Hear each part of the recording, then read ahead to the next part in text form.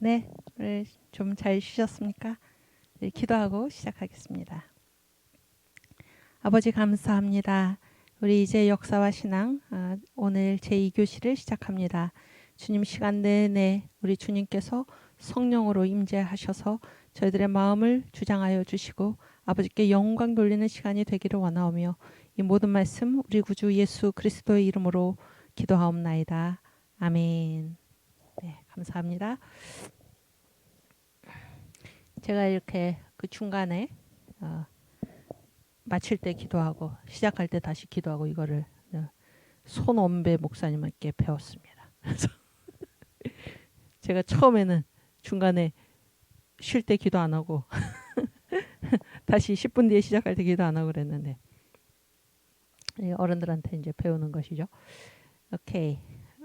우리 아까 그 설아 십자가 군사 아니 설아 맞나요? 오케이. 그거 가사를 한번 다시 읽겠습니다.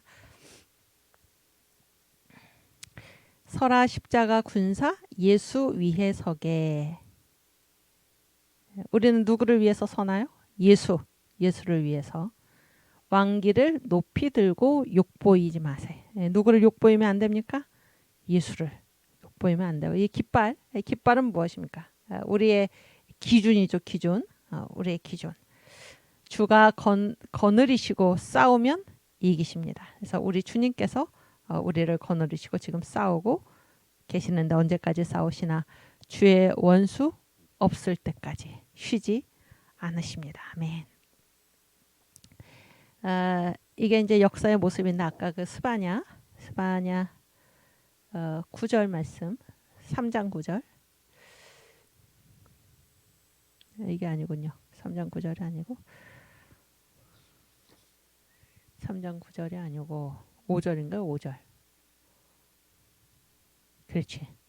여기에 이제 주님께서는 뭐라고 우리 주님은 어떤 분이신가? 아까 주의 원수 없도록 쉬지 않으시네 그랬죠. 근데 우리 중에 거하시는 여호와는 의로우사 불의를 행치 아니하시고 아침마다 간단은 뭐예요? 이렇게 중지 쉬는 것 없이 자기의 공의를 나타내시거늘. 아멘.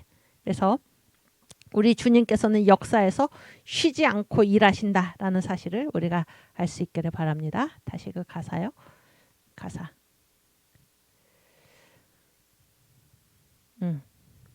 그래서 주의 원수 없도록 쉬지 않으시네. 아멘. 2절. 설아 십자가 군사 주만 의지하세. 우리는 누구만 의지합니까? 주님만. 주님의 이름으로. 우리의 힘으로가 아니라 주님의 이름으로. 인력은 연약하니 여기 나왔죠. 사람의 힘은 연약하기 때문에 우리 힘은 믿을 게 못 된다. 그런 얘기예요. 호흡이 있는 자를 우리가 믿을 수 없다. 그런 얘기예요. 복음의 갑옷 투구 기도하며 입고. 그래서 우리의 능력은 어디로부터 나옵니까? 7대 짐승을 이기자. 그래서 여기 그 바벨론 짐승 느부갓네살 왕을 무엇으로 이겼습니까? 사드락과 메삭과 아벳느고와 다니엘. 무엇으로 이겼습니까? 하나님의 뜻으로 복음으로.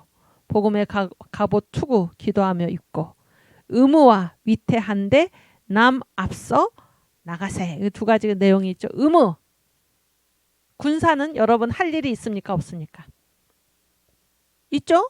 할 일이 있습니다. 군사가 할 일은 무엇입니까? 십자가 군사는 누구를 위해 싸웁니까? 예수를 위해서. 예수를 위해서 싸우는 것이 우리의 의무입니다. 의무. 해도 되고 안 해도 되는 게 아니죠. 또 위태한데 남 앞서서 나가는 것입니다. 위태한 곳에 남보다 앞서서 전투적으로 진취적으로 나아가는 것. 이것이 십자가 군사의 모습입니다. 위태한데 뒤로 빠져서 숨어서 뒤로 물러나 멸망할 자가 아니요. 우리는 앞으로 나아가 승리를 얻어야 할 것입니다. 아멘. 설아 십자가 군사 나팔 소리 듣게 주님의 나팔이 울렸습니다. 우리를 싸움터로 주님께서 모으십니다. 아멘. 영광스러운 오늘날 우리가 싸우는 이 모든 이 시간은 뭡니까? 주께 영광을 돌리는 주님께 영광을 돌리는 것이 바로 우리의 영광이죠. 영광스러운 오늘날 큰 싸움 나가세. 이 세상 정부 사탄의 몸 세상 정부와 맞서서 이겨서 반드시 우리가 이겨야 할 것입니다. 사내답게 뽐내어 용맹스럽게 강적을 당하세. 강적. 그렇죠? 위태한데 위태한 곳에 담대하게 나가서 용맹을 떨치세. 주여, 저는 기도만 하겠습니다. 주님이 직접 싸우십시오. 십자가 군사가 돼서 우리 주님 앞서 나가실 때 그 뒤를 따라서 위태한데 담대하게 우리 대장 예수를 믿고 용맹스럽게 나가서 용맹을 떨칠 수 있기를 바랍니다. 이것이 우리의 의무입니다. 아멘. 서라 십자가 군사, 전쟁 길지 않아. 전쟁 길지 않아. 우리는 이미 이겨놓고 싸운 것입니다.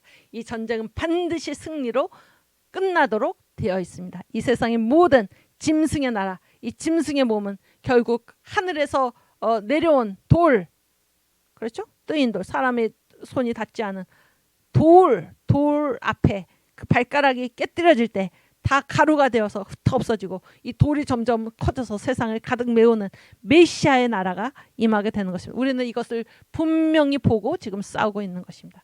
전쟁 길지 않습니다. 아멘. 오늘 싸우는 소리가 내일의 승전가가 될 것입니다. 우리는 이미 이겨놓았습니다. 아멘.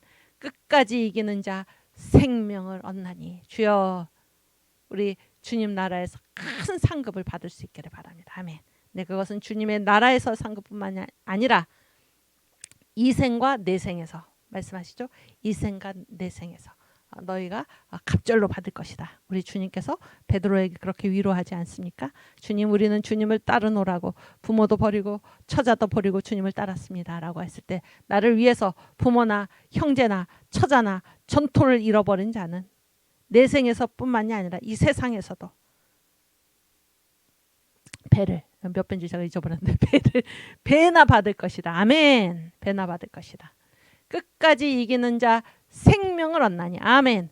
영화로운 주와 같이 무궁히 누리사. 하늘에서 뿐만이 아니라 이 세상에서도 우리 삶이 부활하고, 아멘, 왕국의 연합을 이 땅에서 누리는 저와 여러분이 다 될 수 있기를 바랍니다. 십자가 군사 우리 다 서서 우리 주님께 나아갈 수 있기를 바랍니다. 아멘. 근데 여기 이제 제가 한 가지 아까 그 브라우닝 있잖아요. 크리스마스 이브 그 시. 그래서 이 자기 수준 높은 시인의 눈으로 볼 때 이렇게 누추하고 더러운 이곳에 어떻게 주님이 오실까? 그런 얘기잖아요. 크리스마스 이브에. 그렇죠? 교회에 갔는데 여기서 주님을 만나러 갔는데 이런 더럽고 누추한 곳에 어찌 주님이 여기 오시리요. 그래서 그 교회당을 그 작은 시골 교회를 더 이상 참을 수 없어서 막 목사는 무식하고 돼지 소리처럼 억눌려 그 소리가 나오고 그 성도들 볼품없는 사람들, 시골 사람들, 아기의 손 아주 볼품없는 그 떼짜고 까맣게 번질거리는 옷을 입고 성도들이 앉아 있고 소음이 있고 후덥지근한 공기에다가 그래서 견딜 수가 없어서 그 작은 시골 교회를 뛰쳐나왔는데 그때 하늘을 울어보니 거기 십자가. 아멘. 이 교회 밖에는 우리 주님께서 계신 곳이 없다라는 사실을 알게 된 것입니다. 여러분, 여기 그리스도 군사 앞서 나가세. 또 서라 십자가 군사 예수 위에 서게 라고 했을 때 이것이 이 모든 일이 이루어지는 곳이 어디입니까? 바로 이 역사의 한복판입니다. 그렇죠? 우리는 산속에 들어가서 골방에서 예수 믿도록 되어 있지 않습니다. 주님께서 친히 지금 우리를 거느리시고 적병을 치시는 그 현장에 우리가 살아가야 할 것입니다. 그 현장에서 우리는 주님을 따르게 되어 있습니다. 그렇죠? 그런데 주님은 우리 눈에 보입니까? 안 보입니까? 네, 목소리를 제가 낮추고 우리 눈에 주님이 예수님이 우리 눈에 보입니까? 안 보입니까? 보이나요? 안 보이죠? 안 보이죠? 안 보입니다. 그렇죠? 근데 이 군대는 뭐가 있습니까? 질서가 있죠? 질서가 있고 군대는 뭡니까? 이게 조직이죠, 조직. 그리스도의 몸된 교회, 전투하는 교회 다 조직이죠. 조직. 그랬을 때 다 무엇입니까? 영적 질서가 있지 않습니까? 영적 질서.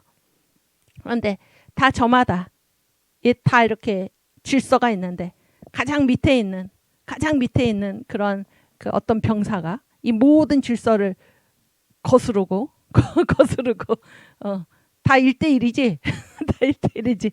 당신도 하나님 따르고 나도 하나님 따르고 그러면 이 질서가 어떻게 되겠습니까? 그렇죠? 그래서 다 하나님께서 세우신 지도자가 있다는 겁니다. 지도자가. 그리고 이 지도자를 하나님께서 누구를 대리해서 세우신 것입니다. 그 시대마다 하나님을 대신해서 그 지도자를 세우신 것입니다. 그래서 이런 누추한 교회에는 예수가 있을 리가 없어 라는 것과 똑같습니다. 나는 주님께서 세우신 이 지도자에 복종할 수 없어. 주님께서 세우신 지도자가 저런 사람일 리가 없어 라고 얘기하는 것은 아까 그 크리스마스 이브에 나오는 그 시인처럼 이런 더럽고 누추한 곳에 예수가 계실 리가 없어 라고 하는 것과 똑같습니다.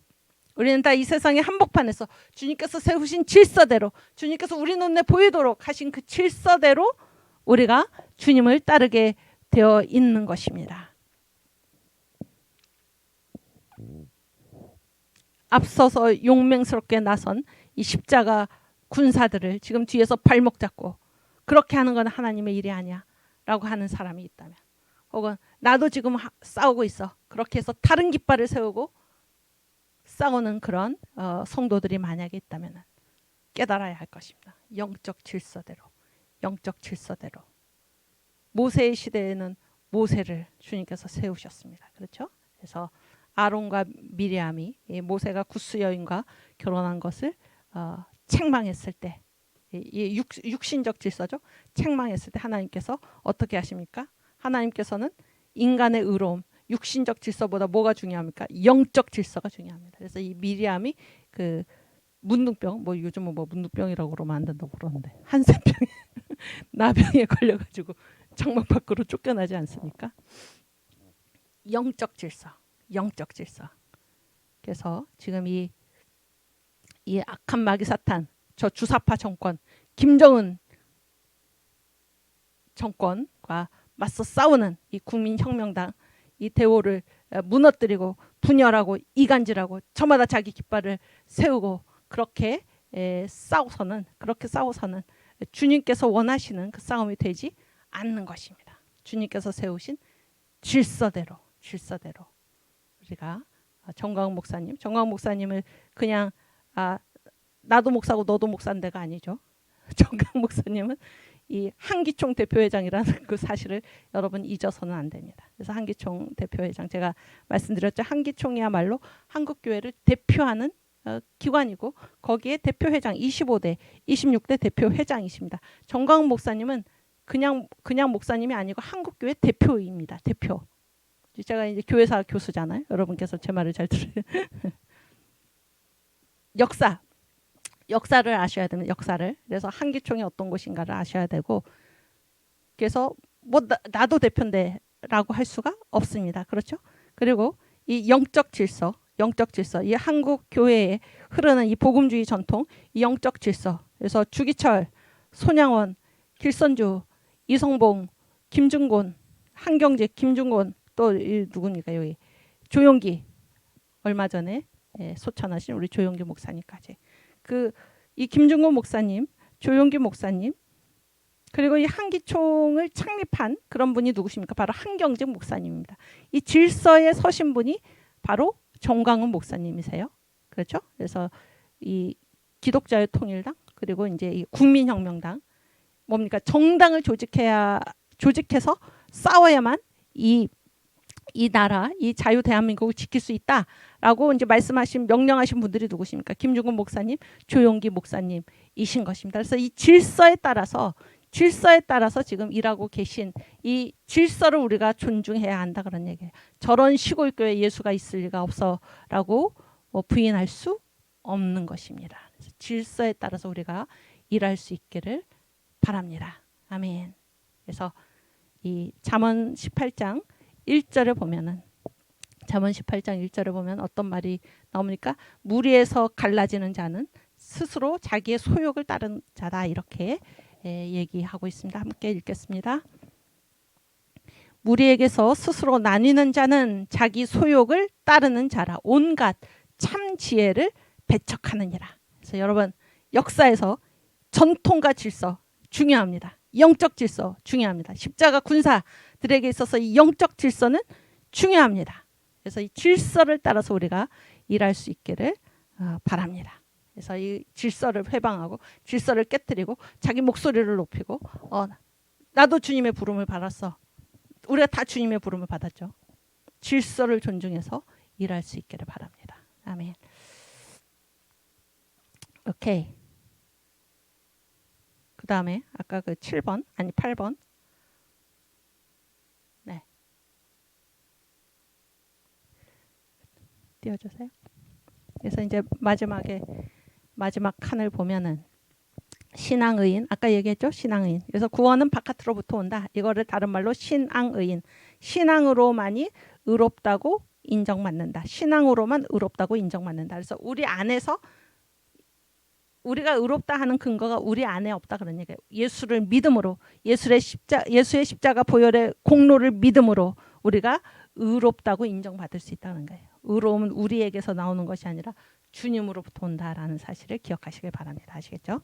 그래서 막벨라 굴 얘기는 조금 이따 하고 희망을 선포하는 기독교가 무엇입니까? 우리는 죄인이잖아요. 죄인한테 무슨 희망이 있습니까? 죄인 우리 자신으로만 보면 우리에게 희망이 있나요? 없나요? 없지요. 아까 그 불교의 윤회설처럼 내가 한 결과를 다 내가 감당한다고 하면 거기에 구원이 있을 수 있습니까? 없습니까? 그 윤회의 고리에서 우리가 빠져나올 수 있나요? 없나요? 없어요. 내가 지은 일을 내가 감당하고 그렇죠? 또 내가 지은 일을 또 다시 내가 감당하고 계속해서 이 고리에서 빠져나올 수 없는 것입니다. 그러나 우리는 죄인일지라도 우리에게 희망이 있는 것은 누가 계시기 때문입니까? 우리를 구원하시는 주님이 계시기 때문입니다. 그래서 기독교야말로 희망을 선포하는 그런 신앙입니다. 희망을 선포하는 신앙. 우리에게는 희망이 있습니다. 우리는 죄인이지만 이 역사를 누가 다스리고 계십니까? 하나님이 다스리고 계시다 하는 사실을 우리가 알면 우리는 무슨 일을 당하든지 어떤 어려운 상황에 처해 있더라도 우리는 항상 희망을 품을 수가 있습니다. 아시겠죠? 나는 의인을 구원하러 온 것이 아니라 나는 죄인을 구원하러 왔노라. 건강한 자에게는 의원이 있을 데 없지만 병든 자에게라야 의원이 있을 때가 있다. 아멘. 희망을 선포하는 그 신앙이 바로 우리가 믿는 기독교 신앙입니다. 여러분, 나 자신에게서가 아니라 우리 주님, 십자가에 달리신 우리 주님을 바라보고 성령의 능력으로 우리에게 부어주시는 성령을 의지하시며 희망을 항상 가지실 수 있기를 바랍니다. 우리가 이렇게 정말 한 번도 경험하지 못한 이 세상에서 살면서도 우리가 끝까지 포기하지 않고 희망을 가지고 소망을 가지고 살아가는 그 근거가 무엇입니까? 우리 주님께서 이 역사를 붙들고 계시기 때문입니다. 아멘. 우리 주님께서 이 자유 대한민국을 제2의 이스라엘, 동방의 이스라엘로 부르시고 우리 주님 오실 길을 예배하도록 우리에게 사명을 맡겨주심을 우리가 알기에 아멘. 하나님 계셔서 결국에 메시아 나라, 그분의 나라를 이루실 것을 우리가 알기에 우리는 결코 희망을 잃지 않는 것입니다. 아멘. 그다음에 이제 막벨라 굴 얘긴데요. 제가 이제 성경을 여러분 그 막벨라 굴 있잖아요. 막벨라 굴 이 얘기가 어디에 나옵니까?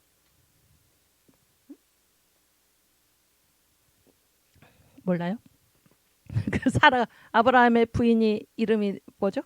사라죠, 사라. 그러니까 사라가 죽었을 때 이 매장지가 전혀 없잖아요. 매장지가 전혀 없어가지고 아브라함이 햇사람에게서 이제 이 사라의 매장지로 사들인 그 곳이 막벨라 굴이죠. 막벨라 굴에 아브라함, 사라도 묻혀 있고 그렇죠. 이삭도 거기 묻혀 있고 그렇잖아요. 야곱도 레아도 거기에 이제 묻혀 있고 그런데 이 막벨라 굴 제가 무슨 얘기를 하려고 그러냐면 이제 맨 처음에 아브라함이 이제 자기 부인 아내 사라가 이제 죽으니까 그 시신을 이제 매장을 해야 되는데 아무런 땅이 없었잖아요. 그래서 이 햇사람 에그론인가요? 그 사람으로부터 이제 그 막벨라 굴을 나한테 팔아라 이렇게 이제 서로 이제 흥정을 하죠. 그런데 아브라함이 지금 이 사라를 장사 지내기 위해서 필요한 것이 굴이었잖아요. 굴. 그런데 그 성경을 쭉 읽어보면은 굴뿐만이 아니고 뭐까지 다 이 에그론이 이 햇사람 에그론이 아브라함에게 팔았나요? 거기에 있는 그 나무들, 그다음에 그 밭들. 그러니까 이 굴이 그 밭 가운데에 있었던 거예요. 이 굴이. 그래서 굴만 필요했는데 굴만 산 게 아니고, 그렇죠? 나무들도 사고 거기 있는 나무들도 사고 그 밭도 사고 이렇게 샀다라는 것입니다. 사고 제가 이거를 언젠가 이제 성경에서 그 값을 이렇게 이제 고시대에 있고 나중에 이제 예레미야도 뭐 밭을 사잖아요. 기업 무르는 자가 돼가지고 그래서 그것을 한번 이제 따져봤더니 이때 아브라함이 이제 그 값을 주고 산 그 값이 엄청나게 비싼 값을 치르고 이제 그 굴을 산 것이죠.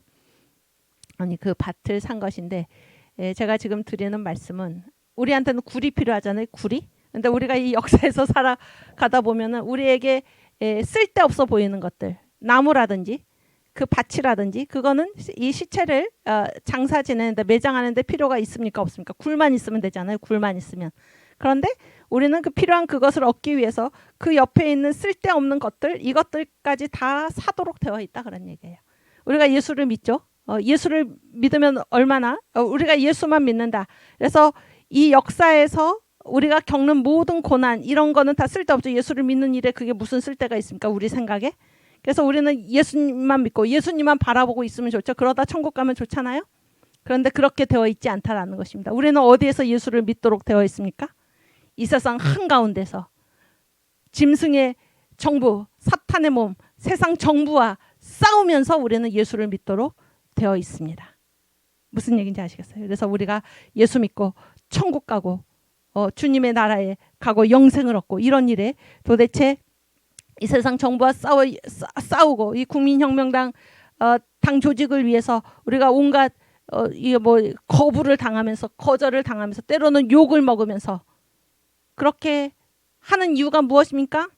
이 막벨라 굴뿐만이 아니라 그 옆에 있는 밭이나 나무들이나 돌들이나 아무 쓸데없이 보이는 이것들까지 그 한가운데서 살아가야지 우리는 결국에 주님의 나라에 이룰 수 있다라는 사실을 이 막벨라 굴 얘기가 잘 보여줍니다.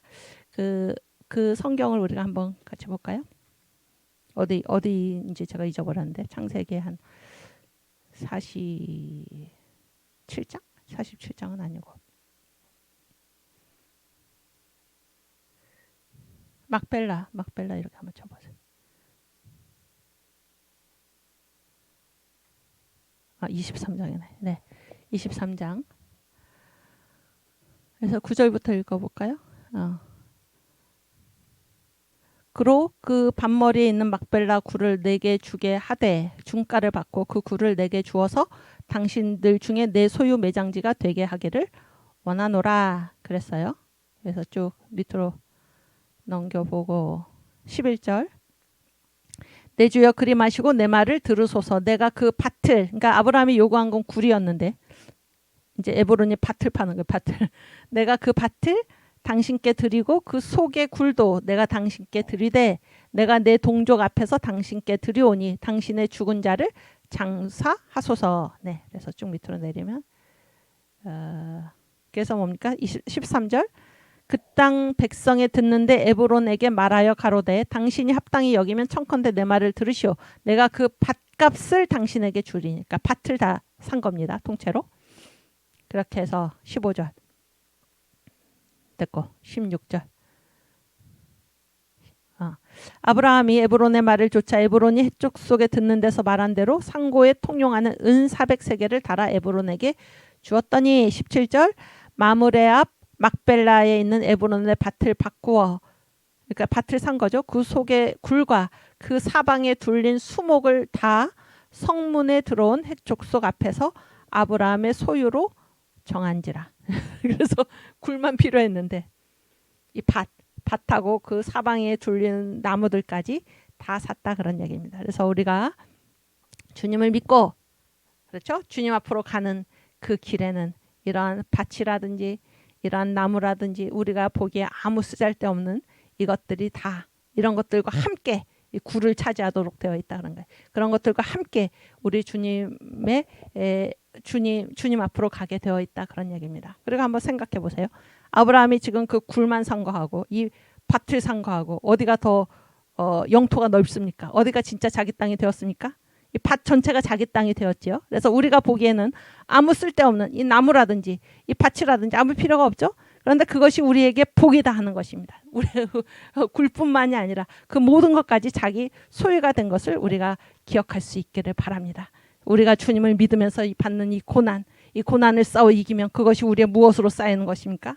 상급으로 우리 주님 앞에 기록이 되는 것입니다. 여러분, 이 역사에 있는 이 상황들, 우리가 주님을 믿을 때 겪는 이 모든 고난들을 우리가 두려워하거나 그것을 싫어하거나 이것이 나의 구원과 무슨 상관이 있는가 하고 거기서 물러서지 않기를 바랍니다. 주님께서는 이 모든 일을 통하여, 정광 목사님이 요즘 자주 사용하시는 말씀이 주님의 뜻이 어디에 나타나는가? 환경을 통해서 나타난다 그런 말씀하죠. 환경을 통해서 주님께서 일하고 계시는 것입니다. 그래서 이 환경이, 과연 이런 환경이 우리 주님의 일을 하는데 무슨 소용이 있는가가 아닙니다. 환경을 통해서 주님의 뜻이 나타난다 하는 사실도 우리가 기억을 하면서 막벨라 굴뿐만이 아니라 그 밭과 그 주위에 둘린 수목과 이 모든 것들을 거치면서 우리가 주님을 믿도록 되어 있다라는 사실을 기억하실 수 있기를 바랍니다. 역사의 한 가운데에서 이 모든 일을 겪으며 그곳에서 주님을 믿도록 주님께서 우리를 부르셨음을 우리가 기억할 수 있기를 바랍니다. 아멘. 네. 그다음에 이번 시간에는 그 10번 파워포인트.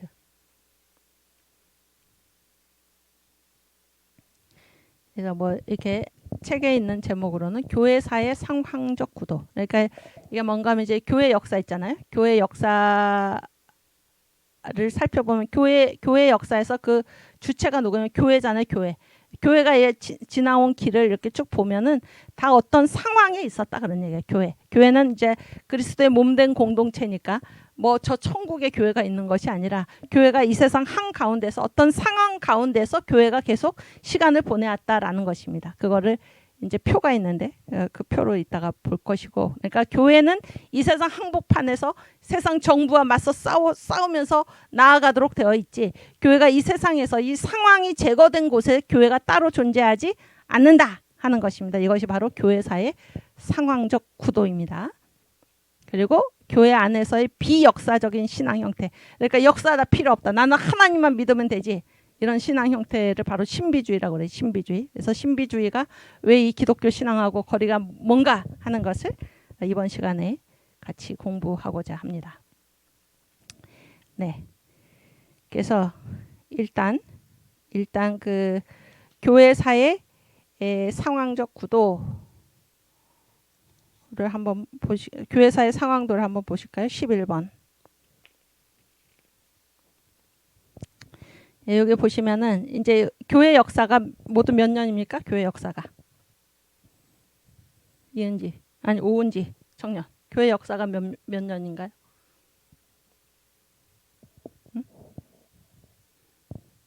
2000년이지 2000년 대략 말해서.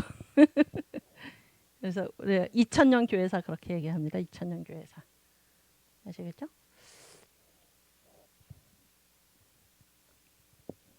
(2000년) 교회사.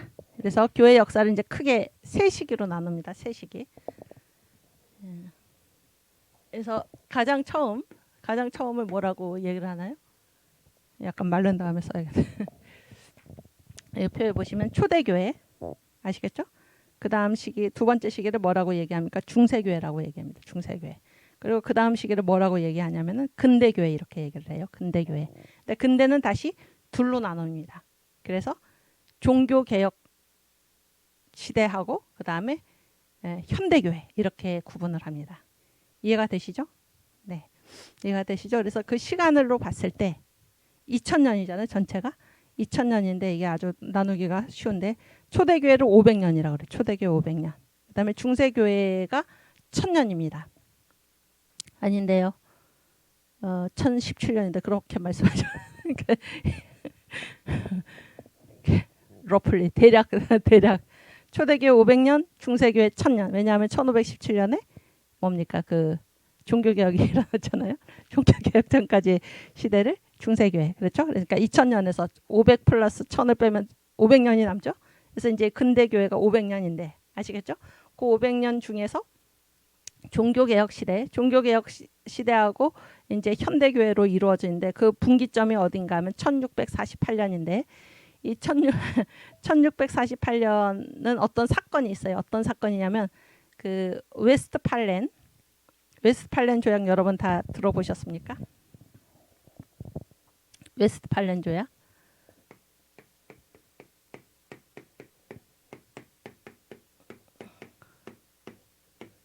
이게 조약 이름이죠.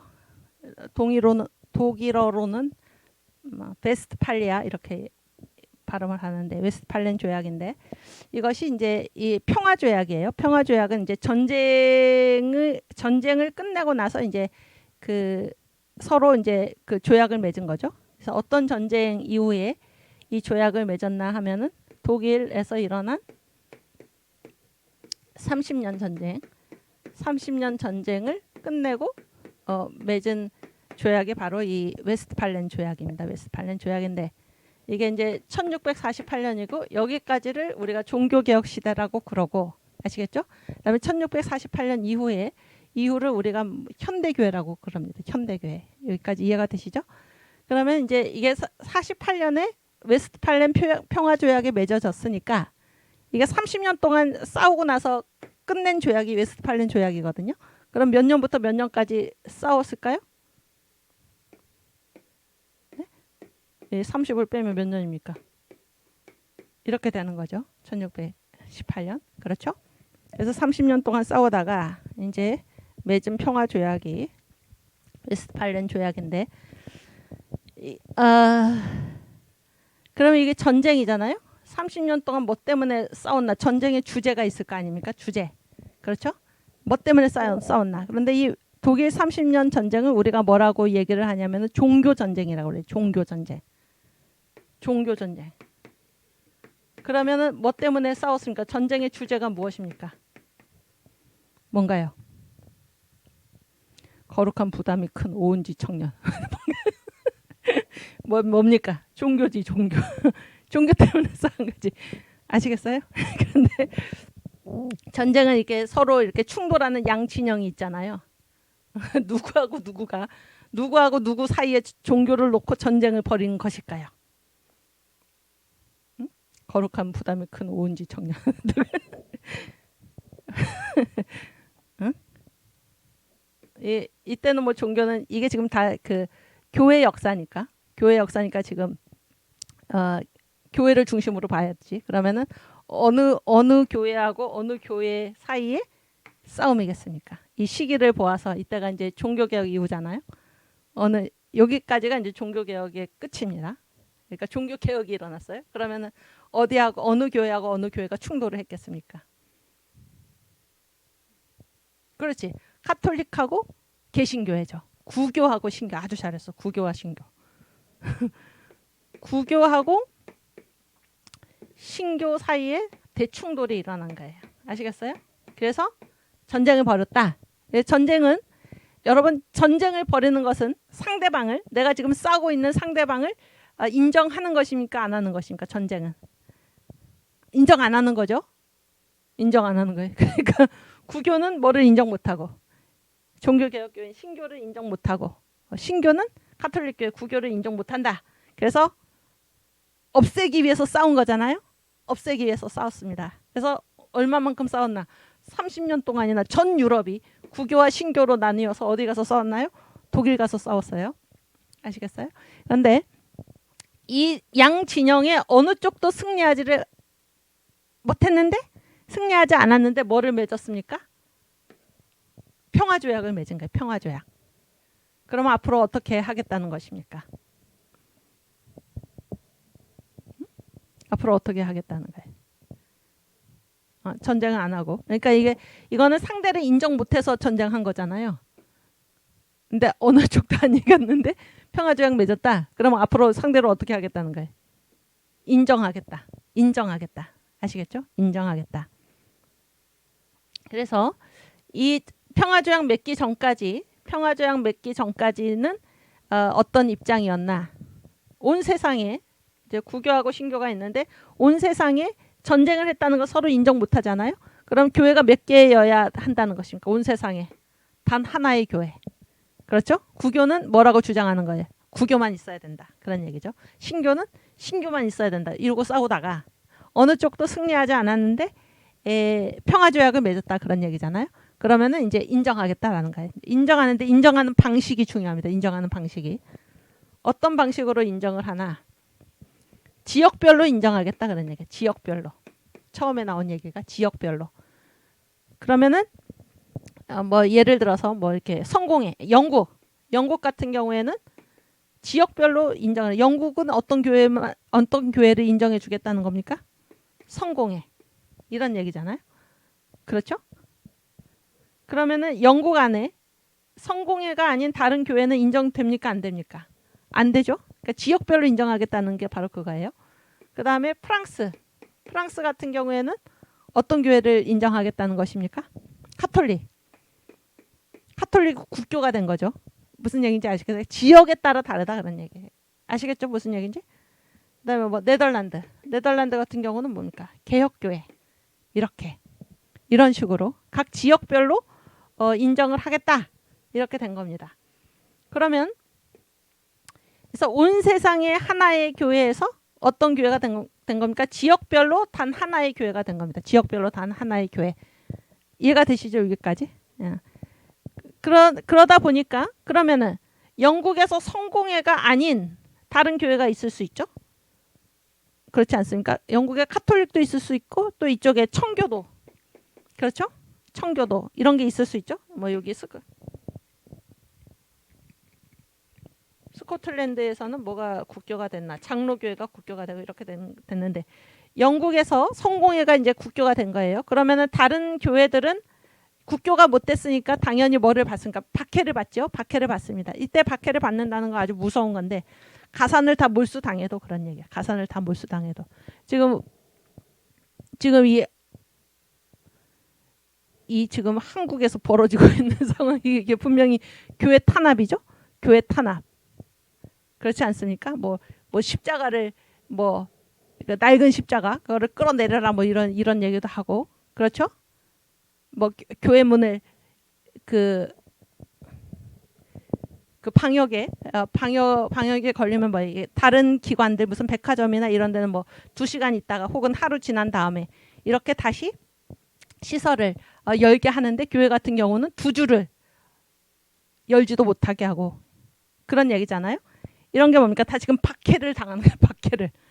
박해를 당해서 이 박해를 당하는 그래서 가산을 몰수하고 그런 얘기예요. 가산을 몰수하고 어떤 사회적인 지위도 공민권이나 이런 것도 박탈을 당하고 그런 얘기잖아요. 그랬을 때 이 교회들 그러니까 각각 각 지역에서 국교가 되지 못한 모든 교회들은 다 이제 박해를 당하는 것입니다. 박해를 당하고 그랬을 때 이들이 살아남기 위해서 어떻게 해야 됩니까? 어떻게 그 지역에서는 더 이상 인정받지 못하잖아요. 거기에는 살 수가 없습니다. 그래서 그럼 이 사람들이 어떻게 해야 됩니까? 어떻게 해야 돼요? 그냥 죽어야 됩니까? 거기서? 어떻게 해야 됩니까? 그래서 신앙의 자유를 찾아서 그런 얘기지. 신앙의 자유를 찾아서 어디로? 미국으로 간 것입니다. 미국으로. 아시겠죠? 그래서 그러니까 지금 다시 얘기하면은 이 독일 30년 전쟁 이전까지는 온 세상에 단 하나의 교회. 온 세상에 단 하나의 교회. 그 다음에 30년 전쟁 이후에는 각 지역에 단 하나의 교회. 아시겠죠? 그러나 이제 이들이 다 종교의 자유, 신앙의 자유를 찾아서 간 곳이 어디입니까? 미국이잖아요. 미국. 그렇죠? 미국인데 미국도 만약에 미국이 한 지역이잖아요. 미국에서는 단 하나의 교회. 혹은 뭐 각 주별 100번 양보해가지고 미국에 여러 주가 있잖아요. 우리 주에서는 단 하나의 교회. 이렇게 하면은 거기에 있는 다른 교회들이 또 뭐를 경험하게 됩니까? 또 신앙의 박해를 받게 되는 거잖아요. 그래서 미국에서는 이제 뭐가 선포가 됩니까? 더 이상 지역이 교회를 선택하지 않고 누가 교회를 선택합니까? 개인이 교회를 선택한다. 개인이 교회를 선택하다 보니까 지역을 중심으로 봤을 때 한 지역의 교회가 단 한 개입니까? 아니면 여러 개가 있을 수 있습니까? 미국의 경우에 여러 개가 있을 수 있죠. 그래서 이게 다수가 된 것입니다. 다수. 그래서 이 교회를 우리가 특히 국가교회, 국가교회와 교파교회로 나눠요. 교파교회. 그랬을 때 이 유럽의 교회 형태, 한 지역 한 교회는 이 둘 중에서 국가교회입니까? 교파교회입니까? 국가교회죠. 국가교회. 아시겠어요? 그 지역에서는 교회가 딱 하나밖에 인정이 안 되는 거예요. 그렇죠? 그러나 미국에서는 뭡니까? 지역이 교회를 정하지 않고 개인이 교회를 정하는 것입니다. 개인이 교회를 선택한다. 그러니까 한 지역에서도 교회가 여러 개가 있을 수 있잖아요. 그랬을 때 이런 교회 형태를 무슨 교회라고 그러나? 교파교회라고 그래요. 교파. 무슨 얘기인지 아시겠죠? 저는 지금 장로교회입니다. 장로교회. 그렇죠? 우리 은지 청년도 장로교회죠. 장로교회. 근데 장로교회도 우리가 또 교파가 많잖아요. 저는 무슨 통합인데 우리 은지 여기 사랑제일교회는 대신측 이런 식으로. 그러니까 이 한 지역의 교회가 한 개가 아니고 개인이 교회를 선택하기 때문에 굉장히 교파의 다양성을 인정해 준다 그런 얘기예요. 교파의 다양성을 인정해 준다. 이것이 1948년 이후인데 48년 이후에서도 계속 국가교회가 개념이 남아있죠. 그러나 미국에서 비로소 교파교회가 나타나고 그래서 미국이야말로 그 헌법에 신앙의 자유가 명문화된 여기서 말하는 신앙의 자유라는 것은 누가 선택하는 겁니까? 개인이 교회를 선택할 수 있다. 이 신앙의 자유죠. 개인이 교회를 선택할 수 있다. 그 신앙의 자유가 명문화된 그런 나라가 최초의 나라가 어디입니까? 바로 미국입니다. 미국. 그러니까 미국이라는 나라는 생겨나기를 처음부터 뭐 때문에 생겨났습니까? 신앙의 자유 때문에 생겨난 나라입니다. 신앙의 자유 때문에. 아시겠죠? 그래서 미합중국 그렇게 얘기하잖아요. 미합중국. 그래서 거기서 중자가 무슨 중자입니까? 무리 중자. 무리 중자인데 그렇죠. 왜 그러니까 여러 민족이 모였다 그런 얘기잖아요. 그런데 여러 민족이 모이게 된 이유가 무엇입니까? 종국, 교회 때문에. 교회 때문에. 그래서 아메리카 합중국은 미합중국은 원래 뭡니까? 미합종국. 여러 교회가 거기에 모였다 그런 얘기예요. 교회 때문에 생겨난 나라가 미국이다 그런 얘기예요. 그래서 미국이 이 웨스트팔렌 조약 이후의 역사를 이때까지는 종교개혁사라고 부르고 이 이후를 우리가 그 현대교회사라고 부르는데 현대교회사의 중심이 어디입니까? 그러므로 미국입니다. 미국. 아시겠죠? 미국. 그리고 이 미국이 복음을 전해준 나라 중에 대표적인 나라 미국의 면류관 미국의 꽃이 어디입니까? 바로 자유대한민국입니다. 자유대한민국. 그렇죠? 유엔이 인정한 이 나라 유엔의 면류관이죠. 우리나라가. 유엔사를 지금 없앤다고 그러는데 말도 안 되는 얘기를 지금 하고 있는 것입니다. 아시겠어요? 그래서 이 자유대한민국 지금 세계 선교 1위 국가가 어디입니까? 미국이죠. 2위 국가가 어디입니까? 대한민국이죠. 아시겠습니까? 미국과 한국 이것이 지금 이 현대교회사의 중심 국가입니다. 중심 국가. 지금 복음의 촛대가 어디에 있는가? 한국에 있다 그런 얘기. 한국. 그리고 우리가 누누이 한국교회사를 공부하면서 우리가 뭐를 확인했습니까? 복음의 촛대가 지금 한국에 있다. 이 한국이 맡은 이 인류사적인 시대적 사명. 그렇죠? 또 우리가 지금 공산주의 그 명목상으로는 공산주의가 지금 다 무너지고 말았는데 우리는 아직 있죠. 저 북한의 이 주사파 정권 김정은 정권이 있고 이 남한에 지금 그 청와대에 지금 주사파의 무리들이 들어가 있는데 그 가장 이 세상 정부 사탄의 정부와 맞서 싸우는 최전선에 있는 교회가 어디입니까? 바로 한국 교회입니다. 한국 교회. 그래서 온 세계가 지금 뭐 동성애 이슬람 차별금지 요즘 무슨 평등법이라고 이런 좋은 말로 포장하고 나타나는데 이것이 무엇입니까? 이게 이제 공산주의가 그 옷을 갈아입은 거죠. 이게 다 공산주의지 않습니까? 그런데 우리는 거기에다가 한 가지가 더 있다 그런 거예요. 이 한국 교회는 우리가 맞서 싸우는 적이 무엇입니까? 주사파입니다. 주사파. 북한의 김정은 정권 그리고 이 남한의 지금 청와대를 차지하고 있는 지금 저들을 우리가 쳐서 물리쳐야 하는 것입니다. 그 싸움의 최전선에 지금 한국 교회가 있고 그런 얘기예요. 한국 교회가 있고 용맹스럽게 앞서 싸워 나가는 여러분들이 계시는 것입니다. 청교도 신학원에 와서 공부하시는 여러분들, 평신도 설교학교에 와서 공부하시는 여러분들, 국민혁명당 조직 1000만 명 조직을 위해서 애쓰시는 여러분들이 지금 이 싸움의 최전선에, 이 영적 싸움의 최전선에 서 있다는 이 사실을 기억하시기를 바랍니다. 아시겠죠? 오케이. 그래서 이거를 또 지우면은 또 한참 시간이 걸리는데 표를 한번 보겠습니다. 표.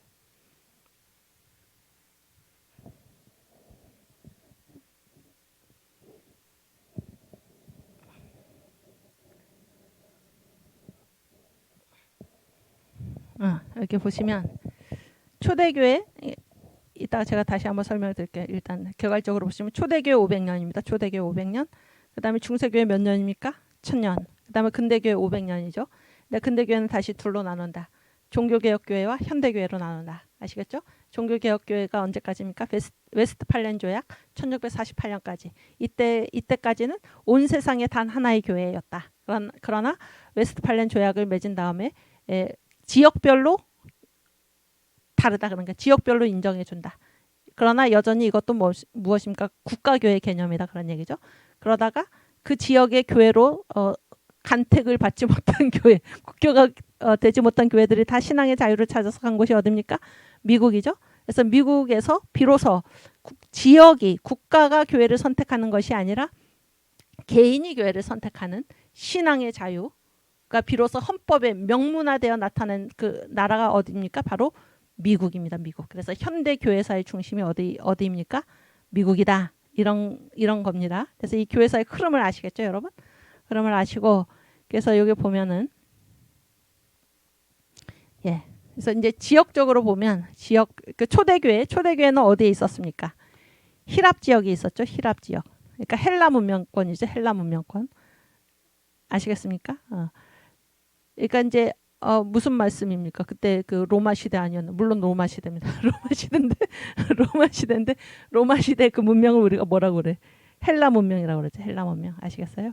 그러다가 이제 중세교회 때부터 이제 그 지역 배경이 이제 완전히 그 로마 라틴 그쪽으로 옮겨갔고 그런 얘기 옮겨갔고 그다음에 근대에 와서 이제 종교 개혁이 일어난 그 나라가 어디입니까? 독일이죠. 독일 투툰족이죠. 또 영국 성공의 앵글로색슨 그런 얘기죠. 그다음에 이제 현대교회 아까 말씀드렸듯이 현대교회에서 지역 배경이 어디입니까? 미국이죠. 미국. 그렇죠?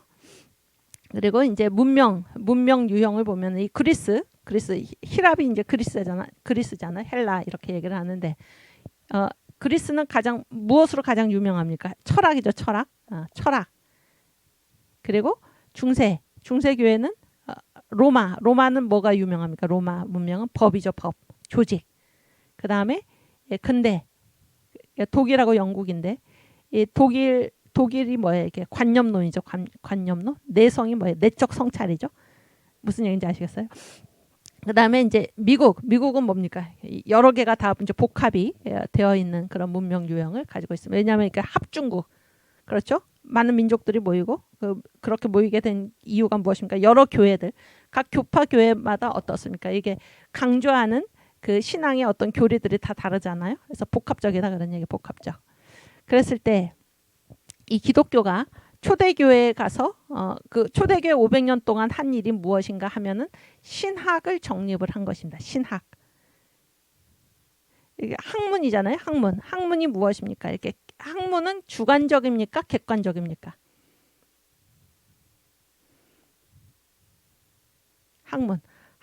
객관적이지.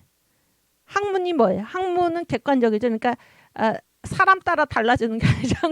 학문은 누가 보더라도 그런 거죠. 누가 보더라도 그런 거. 그래서 신학이라는 거는 뭔가 하면은 이제 초대교회가 이제 생겨났잖아요. 그랬을 때 우리가 믿는 주님이 어떤 분이신가? 아시겠어요? 그래서 이제 사도신경 지금 우리가 사도신경 고백을 하잖아요.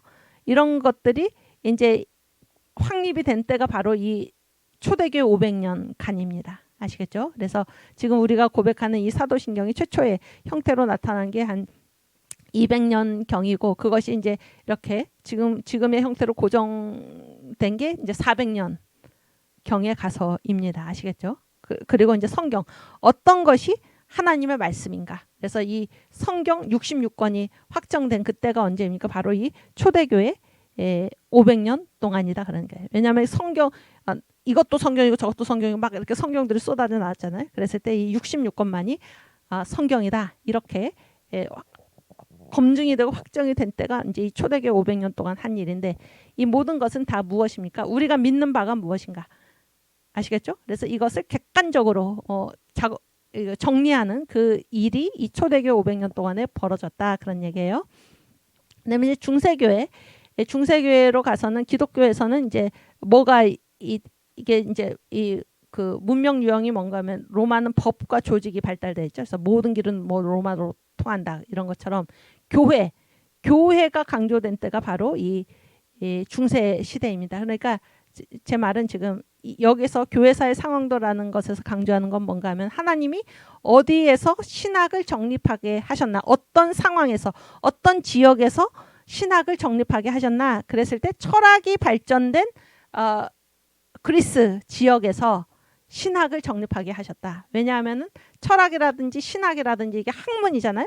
학문은 뭡니까? 객관성이다 그런 얘기죠. 객관성. 무슨 얘기인지 아시겠어요? 이게 다 통하는 바가 있었다. 그 시대적 사명이 있었다. 이런 얘기를 지금 이 교회사의 상황도에서 이 민경배 교수님께서 하고 계신 것입니다. 중세는 뭡니까? 교회. 하나님께서 이 조직, 법 이런 것이 발전된 로마 지역에 가셔서 하나님께서 그때 기독교로 하여금 교회를 이제 강력하게 세우시고 그런 얘기입니다. 세우시고, 그랬을 때 법이라든지 조직이라든지 교회라든지 이런 것들의 공통점이 무엇입니까? 이거는 중간이고 통로지 자기 자신을 위한 것이 아닙니다. 무슨 얘기인지 아시겠어요? 법을 위해서 존재하는 게 아니죠. 법이 있음으로 해서 이것은 남한테 공헌하는 것이죠. 법 자체가 자기 자신을 위해서 공헌을 하라 그런 얘기가 아니잖아요. 법이 있음으로써 그 법 아래에서 사람들이 살도록 보호를 하는 거죠. 그래서 목적이 자기 자신한테 있지 않고 어떤 어떤 역할을 해주는, 중간 역할을 해주는, 통로가 되어주는 이런 그것이 발전된 곳이 로마 문명권인데, 그곳에 가서 하나님께서 기독교에서는 그때 교회가 크게 발전을 했다, 교회가 성장을 했다라는 것은 이 초대교회에 만들어진 이 신학을 잘 교회가 이제 보호를 한 것입니다. 이 신학이, 아기가 이제 태어났잖아요. 아기가 태어났는데 이거를 보호하지 않으면 어떻게 됩니까? 이 아기가 다 없어지고 말죠. 그래서 이 교회라는 조직을 통해서 이 정립된 신학을 잘 보존했다 그런 얘기입니다. 그래서 중간 통로 이런 그 역할들이 강조된 것이 중세 시대고, 그 지역이 바로 로마 문명권이다 그런 얘기예요. 그다음에 이제 종교개혁, 근대로 넘어가서 이제 근대 교회사의 앞부분이 이제 종교개혁이고 뒷부분이 이제 현대 교회사인데, 종교개혁이 어디에서 일어났나요? 독일과 영국이죠. 독일과 영국. 그랬을 때 그 독일이나 영국의 그 문명권은 뭡니까? 특히 독일은 무엇입니까? 관념이죠. 관념. 여러분, 관념이라는 거는, 관념이 어떤 생각이잖아요. 생각은 주관적입니까? 객관적입니까? 응? 그렇지, 잘했어요. 주관적이지. 생각이 내 생각하고 다 다르잖아요. 사람마다 이 다른 생각. 그래서 쌍둥이도 뜻이 두 개다 이거잖아요. 이게 바로 사탄의 문화죠. 정광 목사님이 늘 강조하시는 게 무엇입니까? 이 사탄의 문화가 언제 들어왔나요? 선악과 먹음으로써.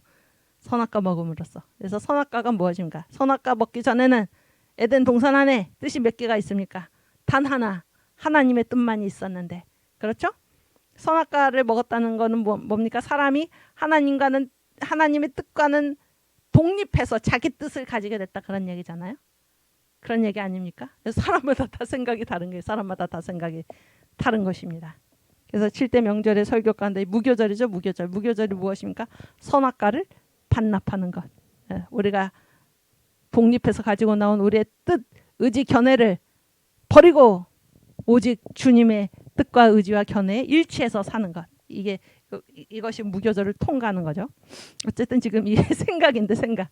이 독일에서는 이제 관념론, 생각 이런 게 발전이 됐는데 이거는 생각의 특징은 뭡니까? 주관적이다는 거예요. 주관적. 아시겠죠? 이때 기독교에서는 이제 어떤 거를 얘기를 했습니까? 내가 믿는다 그런 거예요. 내가 믿는다. 무슨 얘기인지 아시겠어요? 중세 시대는 뭐예요? 중세 시대나 그 초대교회는 무엇입니까? 우리가 믿는 바가 무엇인가? 객관적이죠. 그렇지 않습니까? 그리고 이제 중세 시대는 뭐예요? 누구를 통해서 믿으라는 것입니까? 이 종교 개혁의 주요한 그 이슈 중에 하나가 무엇입니까? 사제를 통해서 예수 믿어라. 그런 얘기잖아요. 그러니까 사제가 중간에 대리인 역할을 한 것이 그렇게 하지 않고 내가 직접 인격적인 하나님 앞에 나아가서 내가 회개하고 내가 기도드리고 이런 얘기잖아요. 그래서 주관 이런 것이 이제 이 종교개혁 시대 이 교회사의 특징입니다. 특징. 그래서 다 그런 상황, 그 지역에 가서 교회가 그렇게 그러한 것을 강조하면서 지금 바뀌어 왔다 그런 얘기를 하고 있는 거예요. 이 교회사의 상황도가 얘기하는 것이 아시겠죠? 그다음에 이제 현대 교회사는 미국으로 갔죠. 그래서 미국의 문명 유형은 복합이고 그래서 기독교 역시 무엇입니까? 이게 국가교회가 아니죠. 국가교회는 뭐가 특징입니까? 국가교회는 일치성이 특징입니까? 다양성이 특징입니까? 국가교회는. 교회가 하나니까 일치가 특징인가요? 다양이 특징인가요? 일치가 특징이잖아요. 그러나 미국의 교회는 아까도 얘기했듯이 지역이 국가가 교회를 선택하는 것이 아니라 개인이 교회를 선택하기 때문에 무엇입니까? 다양성의 특징이죠. 그래서 이 교회를 국가교회라고 부르지 않고 뭐라고 부릅니까? 교파교회라고 부릅니다. 아시겠죠? 그래서 기독교가 이 미국에 갔을 때 이 교파교회 시대가 일어났다. 그런 얘기예요. 이해가 되시죠? 그래서 그 특징도 뭐예요? 복합이에요. 복합. 여러 가지 누구는 객관적인 걸 강조하고 누구는 교회를 강조하고 누구는 신앙을 강조하고 이렇게 굉장히 복합적인 그런 특징들이 나타났다. 그런 얘기입니다. 여기까지 이해가 되십니까? 네. 아주 공부를 잘하고 계십니다. 지금. 네, 이해가 되시고 그 다음에 그 12번 네. 그 밑에 그렇지. 네, 여러분이 지금 큰 시험에 드실 수 있는데 화면 잘 안 보이시죠? 네. 그래서 여기 보시면은 여기 맨 밑에 이게 이제 전체 제목이 뭔가 하면 세계 역사 도표입니다. 세계 역사 도표. 그래서 이거는 이제 민경배 교수님이 역사신앙의 저자이신 민경배 교수님께서 글로벌 시대와 한국교회 이런 책을 쓰셨어요. 거기에서 이제 세계 역사 도표. 그러니까 교회사뿐만이 아니라 전체 세계 역사를 이렇게 그림으로 그리신 것인데 여기 보시면은 이 앞에 맨 왼쪽에 있는 이 표는 아까 보신 그 표죠. 그렇지 않습니까? 그러니까 세계 역사는 그 중심이 항상 어디입니까? 교회입니다. 교회. 그런 거를 우리가 알 수가 있어요. 왜냐하면은 이 교회가 누굽니까? 그리스도의 몸이잖아요. 그리스도의 몸. 그래서 하나님께서 세계 역사를 이끌어 가실 때 요즘 정광훈 목사님께서 7대 짐승을 이기자 그랬을 때 이 역사의 구도가 어떻게 되어 있습니까? 사탄의 몸 대 그리스도의 몸인 교회의 싸움이다 그런 얘기죠. 그래서 교회의 중심 하나님의 눈은 항상 어디에 있습니까? 이 교회 하나님의 백성에게 있는 것입니다. 그래서 요 표가 아까 우리가 교회사의 상황적 구도에서 본 그 표인데 근대를 둘로 나눠서 그런 얘기예요. 근대를 둘로 나눠서 아까는 뭐라고 그랬나요? 아까는 그 종교개혁 시대하고 이제 현대교회잖아요. 현대교회. 근데 여기서는 특별히 종교개혁을 지금 둘로 본 것입니다. 둘로. 왜냐하면 그 웨스트팔리아 조약 이전이잖아요. 이쪽에 있는 것이. 그랬을 때 종교개혁을 둘로 보면은 종교개혁이 크게 가장 먼저는 독일에서 일어났고 그 다음에 이렇게 우리가 생각할 만한 종교개혁이 또 어디서 일어났습니까? 영국에서 일어났죠. 영국에서. 그랬을 때 이 영국을 지금 여기다 쓰고 있는 이유가 무엇인가 하면은 그 이전에는 그 어디에서 선교를 주도를 했냐면 카톨릭 국가에서 선교를 주도를 했어요. 아시겠어요? 그래서 대서양 동쪽은 스페인이 맡았고 대서양 서쪽은 포르투갈이 맡아서 선교를 했습니다. 선교. 그런데 스페인하고 포르투갈은 둘 다 어떤 나라냐면 카톨릭 국가입니다. 카톨릭 국가. 그런데 지금 이 영국을 이렇게 종교개혁 국가 중에 또 하나를 이렇게 세워놓을 만한 그 이유가 뭔가 하면은 지금 선교 때문입니다. 선교. 그래서 이제 이 선교를 스페인, 포르투갈 카톨릭 교회들이 중심이 되어서 대서양 동쪽과 대서양 서쪽이니까 세계 전체잖아요. 그랬을 때 그렇게 진행을 하다가 이제 이 선교의 종주국이 카톨릭 국가에서 개신교 국가로 넘어간 사건이 뭔가 하면 바로 1805년에 트라팔가 해전입니다. 영국의 넬슨 제독이 스페인의 무적 함대를 무찌르고, 그렇죠? 그래서 이제 이 해상을 제패해 가지고 이제 선교를 누가 주도하기 시작했나? 영국 개신교 국가가 선교를 주도하기 시작한 시대가 열리는 것입니다. 이해가 되시죠? 무슨 얘기까지? 무슨 얘기인지 이해가 되시죠? 그리고 나서 이제 현대로 오면은 미합중국 이렇게 되는, 미합중국. 이렇게 해서 여기 이 내용은 아까 다 보셨고, 영국의 특징은 뭔가 독일이 관념이라면 영국은 실용적이고 그런 얘기죠. 독일이 신앙, 그때 교회에서는 뭡니까? 신앙을 중시를 했고, 영국에서 나온 것이 무엇입니까? 청교도, 지금 청교도, 그렇죠? 청교도, 생활, 성공에도 마찬가지고 생활을 굉장히 강조를 해서 생활에서 강조가 되고, 또 이 생활은 지금 신학이 아니잖아요. 신학이 아니고, 그랬을 때 지금 우리가 지금 청교도 신학 특강이라든지 평신도 설교학교, 여기에서 강조되는 교회의 두 계층이 성직자하고 평신도가 있다면은, 오케이? 둘 중에서 어떤 계층, 성직자를 강조를 하겠습니까? 아니면은 평신도를 강조를 하겠습니까? 생활에서는. 응? 생활에서는 다른 말로 청교도에서는 성직자가 중심입니까? 평신도가 중심입니까? 평신도죠, 평신도. 그렇지 않아요. 그래서 우리가 평신도 설교학교입니다. 맡겨둘 수 없다. 맡겨둘 수 없다. 아시겠죠? 그리고 이 영국은 뭐 종합 이렇게 되어 있고, 그다음에 그래서 이제 현대 교회로 와서 이제 뭐가 등장을 합니까? 민족 국가가 등장을 하는 거죠. 이게 민족 국가라는 거는 아까 얘기로는 전 세계의 하나의 교회, 이건 종교 개혁 시대까지잖아요. 그거는 무엇입니까? 모든 전 세계 교회가 딱 하나만 있어야 된다. 그러니까 세계를 강조하죠. 세계. 그러나 이 한 지역 한 교회는 뭐를 강조하는 것입니까? 세계가 아니라 각 민족 국가를 강조를 하는 것입니다. 이해가 되시죠? 그러다가 이제 그 종교의 자유를 찾아서 간 곳이 어디입니까? 미합중국인데 거기 써놨죠. 미합종국. 신앙 때문에 생겨난 나라가 미국이다, 그런 얘기예요. 신앙 때문에. 그래서 단일한 그런 민족, 단일한 교회가 모인 게 아니라 여러 민족, 여러 무리들이 모인 이유가 무엇인가? 여러 교회들이 왔다는 거예요. 신앙의 자유를 찾아서.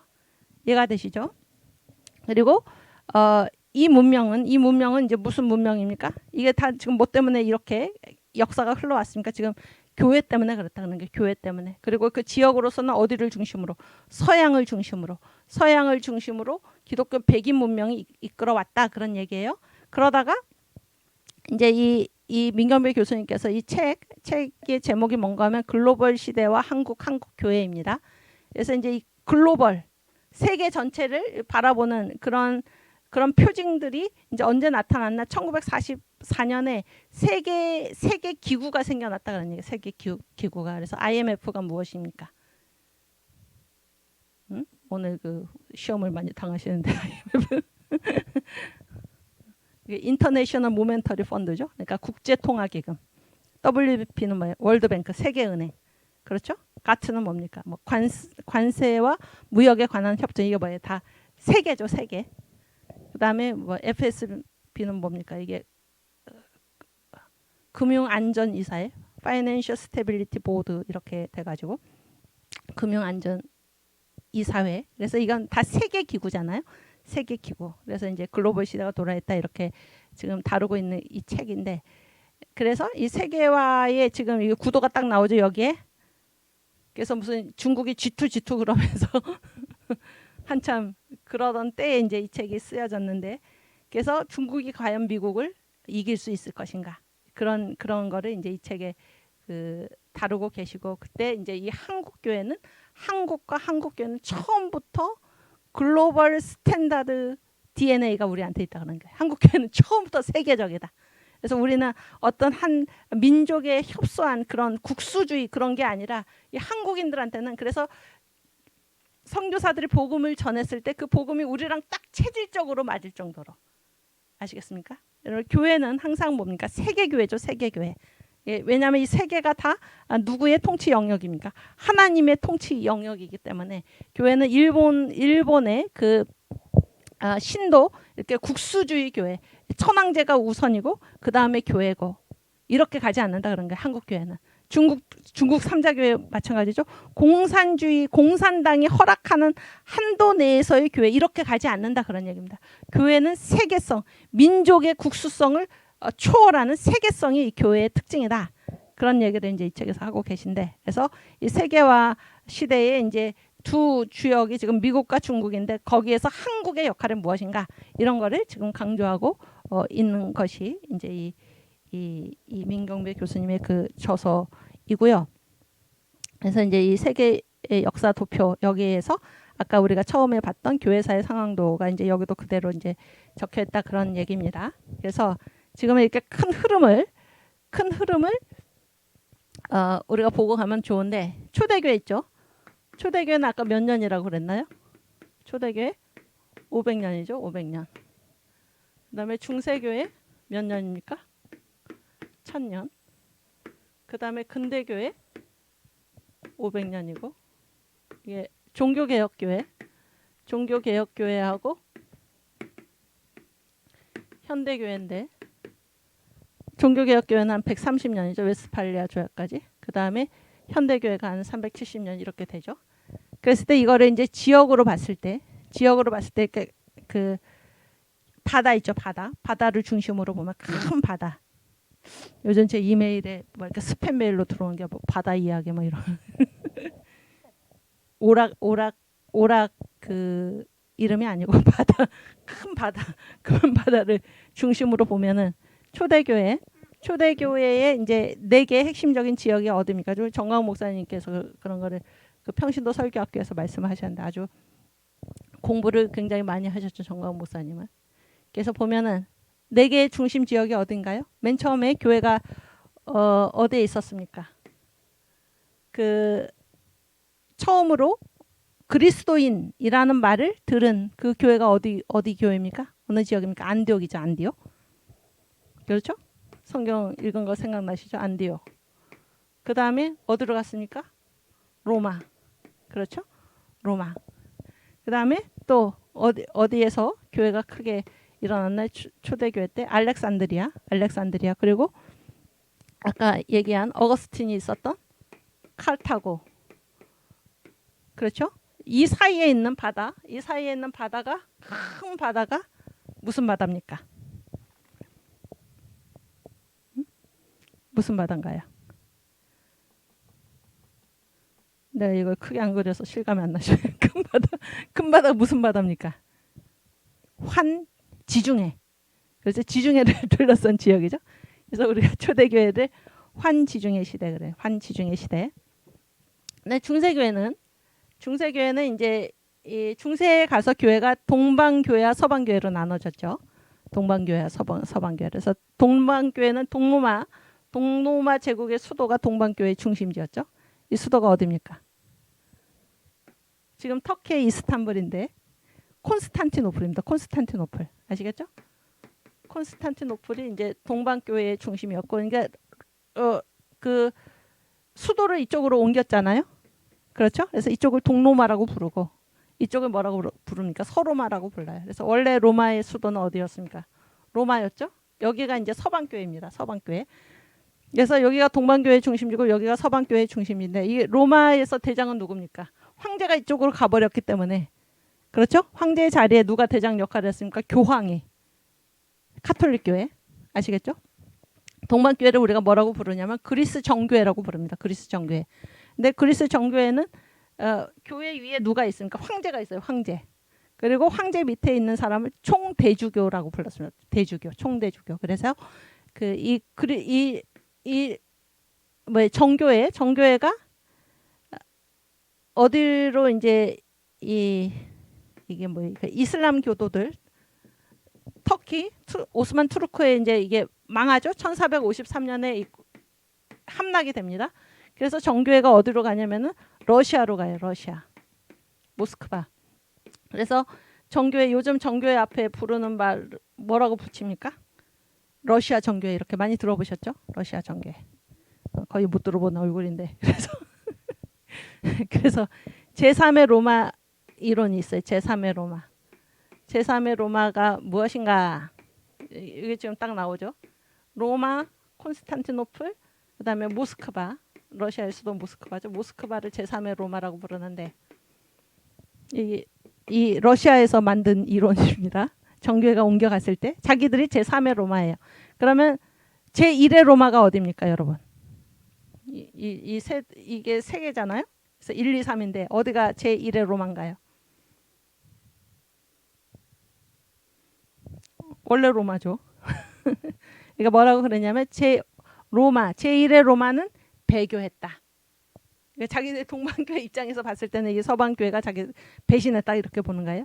제1의 로마는 배교를 했고 제2의 로마가 어디입니까? 콘스탄티노플이죠. 제2의 로마는 이교도한테 망했고 그래서 자기들이 모스크바가 제3의 로마인데 제3의 로마요 영원하라. 이게 바로 그 제3의 로마 이론입니다. 아시겠죠? 그런데 어쨌든 여기에 이제 이쪽에 콘스탄티노플 동방교회 중심지고 여기가 로마가 서방교회 중심지잖아요. 요 사이에 있는 바다가 무슨 바다입니까? 로마하고 콘스탄티노플 사이에 있는 바다가 무슨 바다인가요? 응? 지중해죠. 그래서 중세도 환지중해 시대지만은 중심 지역은 전혀 다르죠. 환지중해 시대입니다. 그다음에 근대 종교개혁, 이 종교개혁 시기에는 아까 얘기했죠. 어디하고 어디가 중요한가요? 독일과 영국이 중요하죠. 이 사이에 있는 큰 바다가 무슨 바다입니까? 무슨 바다인가요? 여기가 대서양이죠. 대서양. 그래서 종교개혁 시대를 환 대서양 시대 이렇게 얘기를 하고 그 다음에 이제 현대교회에서 아까 중요한 나라가 어디라고 그랬나요? 미국이라고 그랬죠. 미국. 그리고 지금 선교 제1위 국가가 미국이고 이 미국에서 복음을 전해준 나라가 한국인데 한국이 선교 제2위 국가잖아요. 그래서 이제 이 미국과 한국에 있는 이 바다가 무슨 바다입니까? 미국과 한국 사이에 있는 바다가 무슨 바다인가요? 너무 쉬운 건 대답 안 하기로 하셨죠. 태평양. 그래서 현대 교회 시대를 태평양 시대 이렇게 부르는 것입니다. 아시겠죠? 그래서 환태평양 시대. 그런데 이거는 교회사뿐만이 아니고 지금 세계 역사를 지금 세상에서도 지금 이 시대를 무슨 시대라고 그럽니까?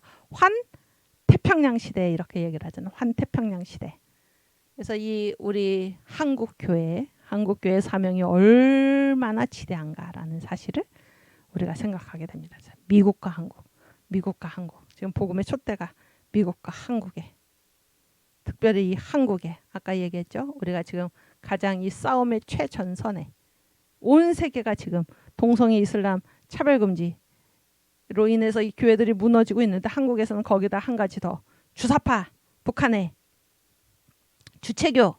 주체사상교 김일성을 섬기는 김정일 김정은을 섬기는 이런 세상 정부 그리고 그 주사파 정권 이 청와대에 있는 무리들 맞서서 싸우는 그 한 최전선에 누가 있나 지금 한국 교회가 있다 그런 얘기입니다. 한국 교회 우리가 얼마나 큰 시대적인 역사적인 사명을 감당하고 있나 하는 것을 알아야 할 것입니다. 이 시대에 이렇게 할 만한 시대에 하나님이 우리를 부르셨다 하는 것이 얼마나 큰 복이고 감사의 제목입니까? 그렇지 않습니까? 그래서 이 시대적 사명을 우리가 생각을 하면서 우리 선교한국 찬양을 같이 부르겠습니다. 선교한국.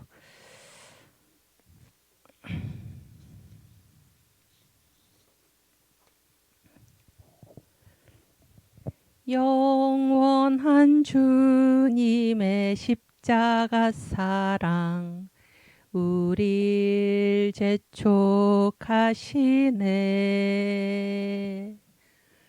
복음 들고 예루살렘 향해 일어나 너 거침없이 나아가라. 아멘.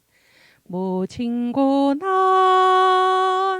핍박이 와도 우리 믿음 더욱 견고해 선포하리. 하나님 나라 주님의 교회 승리하리라. 아멘. 주님의 명령 따라 한국교회 일어나리라. 죽음 앞에서라도 돌아서지 않으리. 부흥의 불길 따라 선교 한국 일어나리라. 우리 주님 다시 오실 때까지. 아멘. 하나님 감사합니다. 이 시대에 주어진, 저와 여러분 앞에 주어진 이 한국교회의 세계사적인 사명을 우리 하나님 역사 경륜에 주님 오시는 그때를 예비하는 이 세계사적인 사명을 잘 감당하는 저와 여러분이 되기를, 우리 온 주의 성도들이 되기를 주님의 이름으로 축복합니다.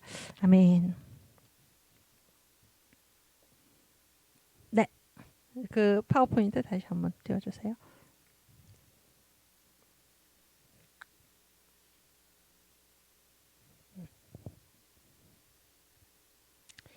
그래서 지금 그러니까 이 역사라는 거는 지금 우리가 교회사의 상황적 구도, 그러니까 각 지역에, 각 시대마다 각 지역에서 사명이 있었다 그런 얘기예요. 각 교회가, 아니 그러니까 이 교회 역사, 이 교회가 각 지역마다 가서 그 시대에 주어진 사명을 감당해 왔다 그런 얘기를 우리가 이 교회사의 상황적 구도에서 보고 그리고 그 세계 역사 구도, 거기서 또 한 가지 확인할 수 있었던 것은 무엇입니까? 그 세계 역사 구도에 지금 항상 중심에 누가 있습니까? 주님의 교회가 있는 것입니다. 주님의 교회.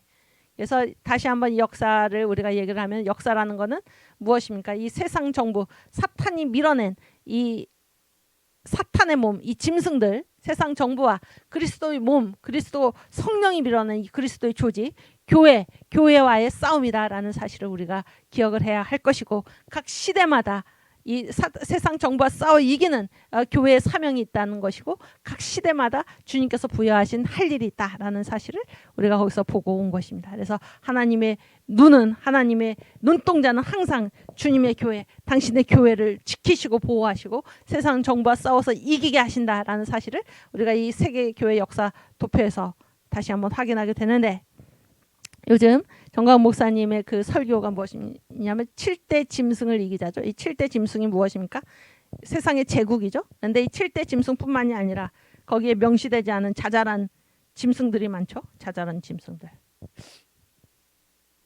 심지어 이 지금 우리나라를 아주 어떻게 이 나라를 그런 데로 이끌어가는지 문재인과 같은 그런 쥐땡땡 같은 그런 정부까지 교회가 맞서서 이 영적 싸움을 우리가 벌여야 하는 것입니다. 그래서 이것이 교회가 걸어온 그 역사의 그 상황이다, 상황적 구도이다. 그리고 각 시대마다 교회는 그리스도의 몸으로서 반드시 할 사명이 있다는 것. 세상 정부와 맞서 싸워서 이 사탄의 몸인 이 짐승을 이겨내고 끝까지 승리해야 한다라는 사실을 우리가 여기서 확인하게 됩니다. 그래서 이런 각도에서 보면은 이제 구약도 무엇입니까? 구약도 역사잖아요, 역사. 근데 구약의 그 제국들 있죠. 구약에서 세운 하나님께서 세운 제국이 무엇입니까? 맨 처음에 보면 애굽이죠, 애굽. 그 다음에 아시리아, 그 다음에 바벨론, 그 다음에 메데파사, 그 다음에 헬라, 그 다음에 이제 신약으로 넘어와서 이제 로마잖아요. 그랬을 때 이게 다 뭡니까? 이게 7대 짐승이죠. 그러니까 이 짐승들과 맞서는 이 하나님의 백성들이 이제 구약의 이스라엘 백성이고, 신약으로 와서는 이게 무엇입니까? 로마 제국이고, 그리고 그 이후에 우리가 지금 봤듯이 교회입니다. 교회. 그래서 교회가 각 지역에 가서 어떻게 이 시대를 주님의 역사의 중심으로서 이루어 왔는가를 우리가 지금 이 세계 역사에서 살펴보고 있는 것입니다. 그렇죠? 그래서 앞으로 이제 뭐 적그리스도의 나라가 오고 우리는 끝내 싸워 이겨서 메시아 나라, 우리 주님의 나라, 돌의 나라, 성도들의 나라, 메시아 나라가 반드시 이 땅에 임할 것이고 우리들 다 저와 여러분이 이 영적 싸움에서 승리해서 반드시 우리 메시아 나라의 주인공이 될 수 있기를 축원을 합니다. 그래서 이 모든 것을 우리가 돌이켜 볼 때 한 가지 우리가 생각할 수 있는 것은 무엇입니까? 하나님께서 이 역사 전체를 섭리하고 계신다라는 것입니다. 역사 전체를 섭리하고 계신다. 아시겠죠? 그래서 이 하나님은 자꾸 이 역사랑은 하나님은 상관이 없어.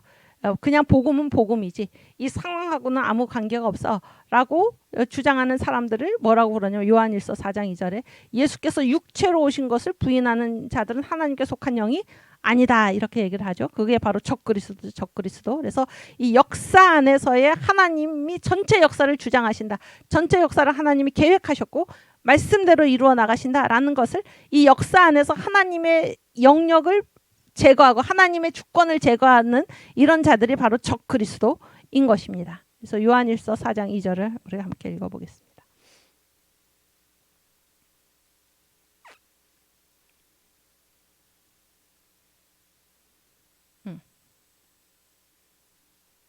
하나님의 영은 이것으로 알지니 곧 예수 그리스도께서 육체로 오신 것을 시인하는 영마다 하나님께 속한 것이요. 예수께서 왜 육체로 오셨나요? 이 사탄의 공화국에 예수께서 그 한가운데다가 교회를 세우신 것입니다. 교회. 구원의 기틀을 마련하신 것이잖아요. 그런데 이것을 사탄은 이거를 인정하기를 싫어합니다. 그래서 예수께서 육체로 오신 것을 인정하지 않으려고 하죠. 이것이 바로 적그리스도의 영이다 그런 얘기예요.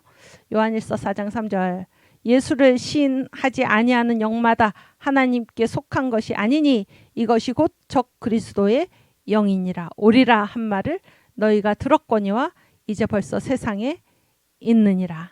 그래서 우리 주님께서 창조주 하나님께서 사람으로 이 땅에 오신 분이 예수십니다. 이것이 하나님께 속한 영이죠. 성령으로 우리가 이렇게 고백을 하는 거 아닙니까? 그러나 이것을 부인하는 영마다 적그리스도의 영, 마귀 사탄의 영이다 하는 것을 우리가 생각하고 이 아까 그 파워포인트 다시 보여주세요. 이 복음에서 이 상황, 역사, 복음은 순전한 복음이지 거기에 무슨 역사적인 그 상황하고 복음이 무슨 상관인가? 이 역사 상황을 제거하려는 이 모든 것이 하나님의 역사 주제, 하나님께서 이 역사를 다스리시고 역사의 주인이시다 하는 것을 부정하는 그러한 노력이다 하는 것을 여러분께서 기억하시길 바랍니다. 그래서 우리는 이 역사 한가운데서 주님을 믿도록 되어 있다 하는 것을 생각하시길 바랍니다. 네, 스바냐 1장 12절, 2장 15절 함께 읽겠습니다.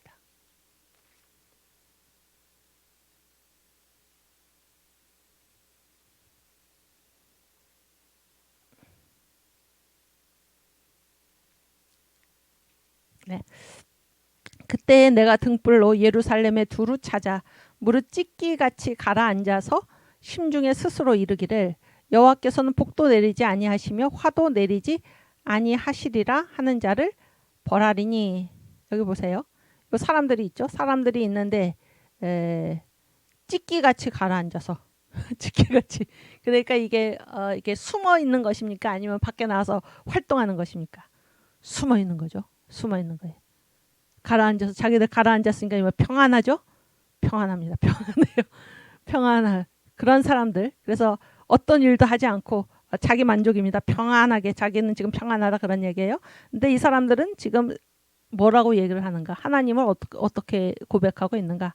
하나님은 복도 안 내리시고 화도 안 내리신다. 그러니까 하나님은 뭐예요? 이 역사하고는 관계가 없다. 이런 사람입니다. 그래서 자기 만족 스스로 나는 평안하다. 나는 안전하다. 하나님 없이도. 하나님은 이 역사에는 전혀 관심이 없는 분이시다. 화도 안 내리시고 복도 안 내리신다. 하나님은 역사를 다스리시지 않는다. 이런 사람들의 특징이 무엇입니까? 자기 안일에 빠진 사람들입니다. 자기 만족에 빠져서 조용히 아무 일도 하지 않고 거하는 사람들. 그래서 얼마만큼 숨어 있는가? 등불을 들고 찾을 정도로 숨어 있다 그런 얘기예요. 그 다음에 2장 15절 스바냐 2장 15절. 자, 이거는 거기 앞에 보면 니느웨 얘기입니다. 니느웨. 이는 기쁜 성이라. 기쁜 성이라. 염려 없이 거하며 심중에 이렇게 공통점이죠. 아까 똑같이 찢기같이 가라앉아서 자기 평안하다 그런 얘기죠. 가라앉아서 아무 염려 없이 자기 안일하며 사는 것하고 니느웨 역시 마찬가지입니다. 우리는 염려 없이 지금 거하고 있다. 아무 걱정 근심이 없다. 이런 사람들인데 이는 기쁜 성, 자기들이 이제 기쁜 성이다 그런 얘기죠. 그런데 뭐라고 이 사람들이 얘기하는가? 심중에 마음속으로 이르기를 오직 나만 있다. 이 세상에 나만 있고 나 외에 다른 이가 없다 하더니, 이거 누가 하시는 말씀입니까? 하나님께서 하시는 말씀. 나 외에 다른 신이 없다. 하나님이 하시는 말씀인데 지금 뭐라고 그러는 거예요? 니느웨가 오직 나만 있고 나 외에는 다른 이가 없다. 이게 바로 인간이, 어떤 도시가 하나님이 없이 하나님을 부인하고 자기 안일에 빠질 때 그들의 고백이 뭔가? 나밖에 없다. 나 외에 다른 이가 없다. 이렇게 얘기하는 것입니다. 그렇죠? 그랬을 때 그렇게 얘기를 하더니 어찌 이같이 황마해. 니느웨가 이제 황마하게 됐다 그런 얘기잖아요. 들짐승이 엎드릴 곳이 되었는고 지나가는 자마다 취소하여 비웃으면서 손을 흔들리로다. 이런 말씀인데 여러분 보세요. 그래서 하나님께서는 이 역사를 다스리시지 않는다. 하나님이 역사를 다스리시는 것을 부인하는 형태가 여기에 나와 있습니다. 그것을 인정하지 않는 형태가 무엇입니까? 바로 자기 만족입니다. 자기 찢기같이 가라앉아 있어서 평안하게 숨어서 오직, 그리고 이 니느웨는 뭡니까? 오직 나밖에 없다. 나밖에 없다. 다른 이가 없다. 이렇게 자기 만족으로 교만하게 안일하게 나는 스스로 앞으로 계속해서 평안하다. 나밖에는 다른 이가 없다. 이렇게 자기 만족으로 교만으로 안일하게 지내는 이러한 형태가 바로 하나님이 이 역사를 다스리신다는 것을 부인하는 자들의 모습이다. 그런 얘기예요. 이해가 되시죠? 오케이. 그래서 그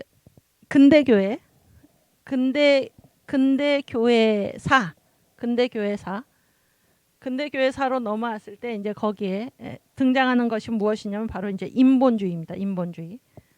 인본주의인데 인본주의의 특징을 그 워커라는 분이 계세요. 윌리스턴 워커라는 그 교수인데 그분이 이제 세계 기독교회사 그런 책을 쓰셨는데 거기에 보면 이제 이 근대의 특징이 무엇인가? 그때 근대 문명의 특징이 뭔가? 사람들의 특징이 뭔가 하면은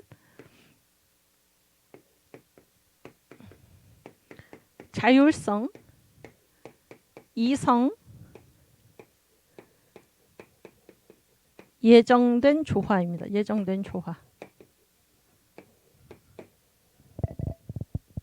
지금 시간이 다 됐는데 그냥 간단하게 말하고 내일 다시 얘기를 하면 자율성이라는 거는 뭡니까? 누가 법입니까? 자율이니까. 내가 법이다 그런 얘기지. 내가 법. 아시겠어요? 그래서 근데 이전에 이 중세교회 시대까지만 해도 신율, 하나님이 법이다. 여기에서 하나님 중심에서 그런 얘기죠. 자율, 내가 법이다. 이렇게 바뀌었다는 것입니다. 그 문명의 특징. 그리고 신앙이 아니고 무엇입니까? 이성은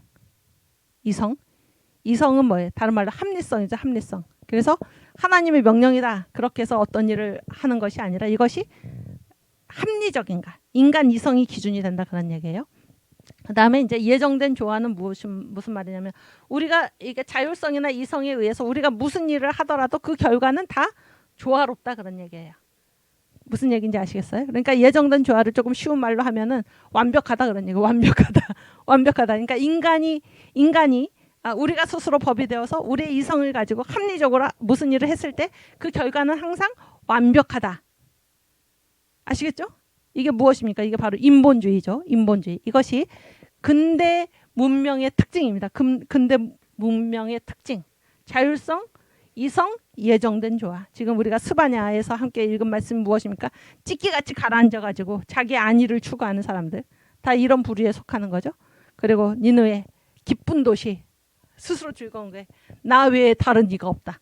이렇게 인간이 완벽하다. 이렇게 주장하는 것입니다. 이것은 아까 우리가 얘기한 역사 안에 있는 모든 인간은 역사 안의 인간의 상황은 무엇인가? 모든 인간은 죄인이다. 우리의 구원은 바깥으로부터 예수께로부터 밖에는 올 수가 없다라는 것을 완전히 반대되는 그것이 바로 자율성 이성 예정된 조화인데 지금 하나님의 역사를 부인하고 하나님의 역사를 다스리시지 않는다. 하나님은 선도 안 행하시고 악도 행하시지 않는다. 나밖에 없다. 다른 이가 없다. 이렇게 말을 하는 것은 하나님의 역사를 부정하는 그런 자들에게 나타나는 특징이 무엇인가? 자기 만족이에요. 자기 만족. 우리가 무슨 일을 하든지 조화로울 것이다. 자기 만족. 안일. 나는 편안하다. 나는 편안하다. 교만. 내가 대장이다. 나밖에 다른 이가 없다. 이것이 하나님의 역사죠. 하나님께서 이 역사를 다스리신다라는 사실을 부정하는 사람들에게 나타나는 그 특징이다. 그런 얘기입니다. 아시겠죠? 이 문재인 씨, 이 사람을 언급하지 않을 수가 없는 것은 방역. 방역은 과학의 영역이요. 그렇죠? 하나님께 예배하는 것은 우리 심중에 무슨 평안을 줄지는 몰라도 방역과는 아무 관계가 없다 하는 것이 바로 인본주의. 인간이 무슨 일을 하든지 완벽하다. 지금 그 결과가 지금 무엇입니까? 결과가. 여기까지 하고 시간 지났네요. 시간을 지켜야죠. 주기도문 하고 마치겠습니다. 하늘에 계신 우리